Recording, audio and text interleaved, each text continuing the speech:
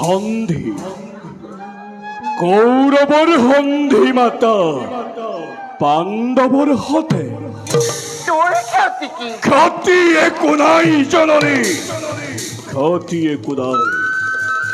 এই হন্ধির কারণে যুদ্ধ আয়োজন মোরে নাসিল জননী। এই হন্ধির কারণে লক্ষ লক্ষ বীরে প্রাণর মমতা এরি প্রিয়জন নাই কর প্রাণদান উন্মাদর দরে।